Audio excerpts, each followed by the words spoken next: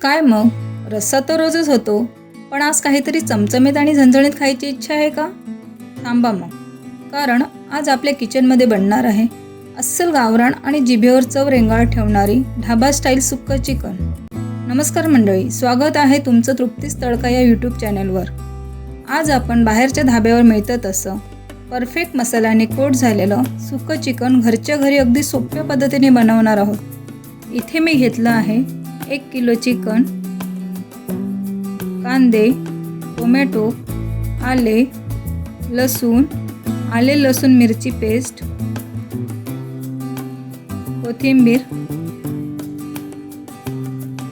किसलेलं खोबरं, जिरे, मीठ, गरम मसाला, धने पावडर, लाल तिखट आणि हळद. तर आता आपण चिकन मॅरिनेट करून घेऊया. ह्यात आपण घालूया आले लसूण मिरची पेस्ट, धने पावडर, लाल तिखट, हळद, गरम मसाला आणि मीठ. आता हे चांगले एकजीव करून घेऊया. हे चांगले एकजीव झालेले आहे. आता हे आपण अर्ध्या तासाकरता बाजूला ठेवूया. आधी मी वाटणाची तयारी करून घेते. त्यासाठी कढईमध्ये खोबरं घालून घेऊया आणि हे खोबरं लालसर होईपर्यंत परतून घेऊया. अगदी 2-3 मिनिटांनीच तुम्ही बघू शकता खोबरे किती लालसर झाले आहे. आणि आता हे आपण बाजूला काढूया.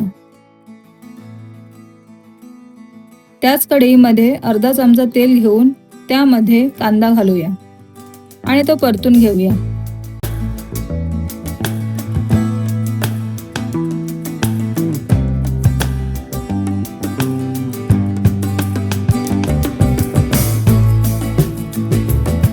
कांदा चांगला परतला की त्यामध्ये लसूण, आले आणि 1 चमचा जिरे घालूया आणि हे चांगले एकजीव करून घेऊया.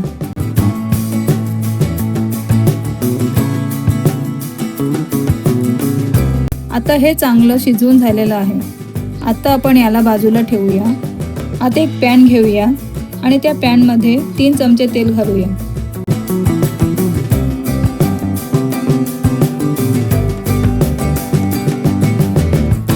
तेल चांगलं गरम झालं की लगेचच त्यामध्ये कांदा घालून घेऊया.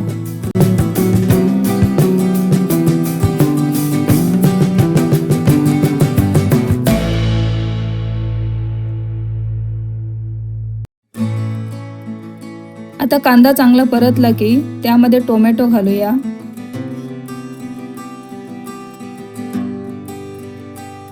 कांदा टोमॅटो चांगले शिजावे म्हणून त्यामध्ये मीठ घालते.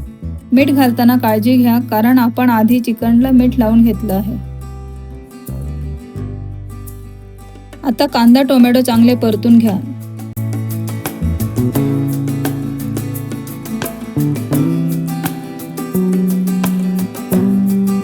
कांदा टोमॅटो चांगले परतून झालेले आहे. आता त्यामध्ये आपण मसाले घालून घेऊया. हळद,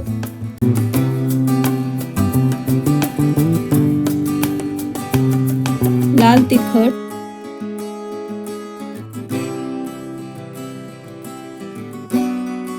धनेपूड आणि आता हे सर्व मसाले मिक्स करून घेऊया.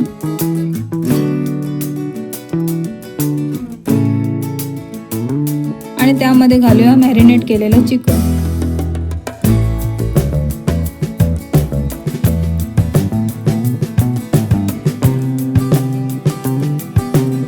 आता चिकन आणि मसाले चांगले मिक्स करून घेऊया आणि 5 ते 7 मिनिटांकरिता ते झाकून ठेवूया.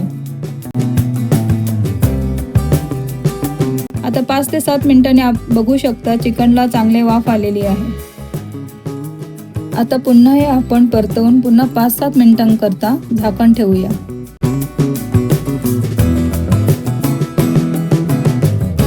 आता आपण झाकण काढून बघू शकता चिकन चांगलं शिजलं आहे.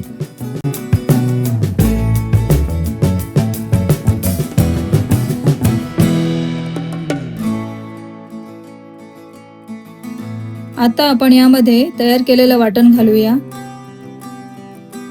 आणि हे चांगलं मिक्स करून 5 मिनिटांकरता झाकून ठेवूया.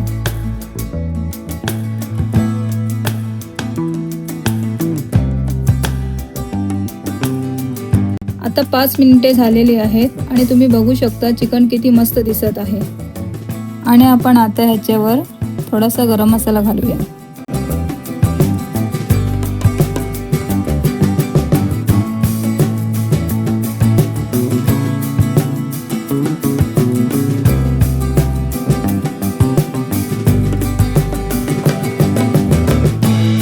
आता हे चांगलं शिजलं गेलेलं आहे.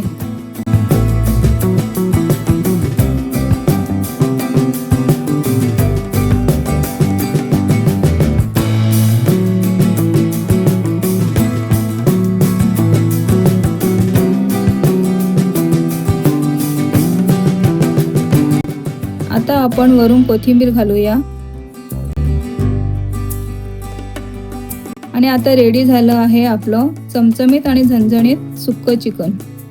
जर तुम्हाला माझी रेसिपी आवडली असेल तर व्हिडिओला लाईक आणि चॅनलला सबस्क्राईब नक्की करा.